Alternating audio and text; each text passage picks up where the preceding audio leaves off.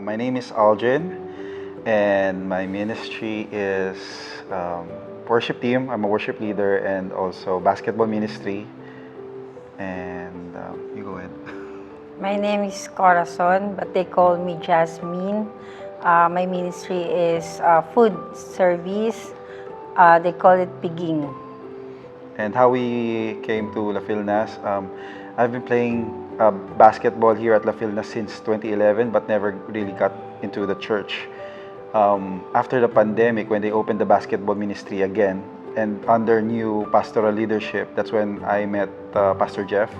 And when he shared the word of God, that's when I felt the Holy Spirit. That's why I decided to bring my family to church, and the rest is history. Tithing is important because it's a form of worship.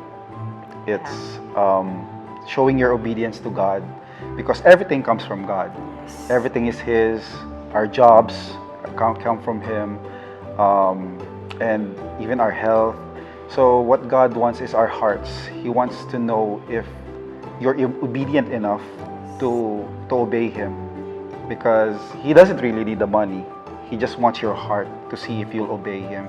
The Bible says, bring in the tithes and the offering so that there may be food in His house. So if you love God, then you'll obey Him. For me, yung health namin. Hindi hindi yun para bumalik yung kung magkano yung ibinigay mo, kung hindi yung isa yun sa health namin, tsaka isa pa mas naging yung mga anak din namin is maging magandang example na kung paano talaga kami magbalik ng pasasalamat kay Lord. Yeah. For me, it's like I learned to trust God even more.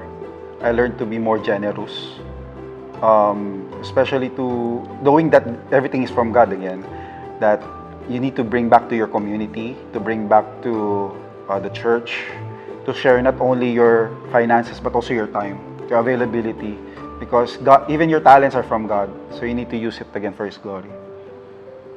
Malakay is a great verse, a Bible chapter to read about tithing. It says, it's where God says, "Test me on this."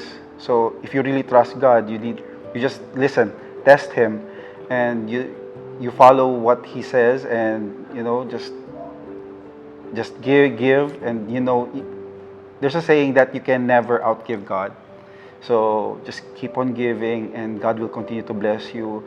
And it's just to show you how much you love God, because He's the best giver of all. He gave His only begotten Son that we may be saved. That's the best gift ever. So there's nothing else that can match that. For me, it's be grateful to God sa lahat ng mga binibigay niya sa atin. Maging faithful din tayo sa Kanya. Yun lang.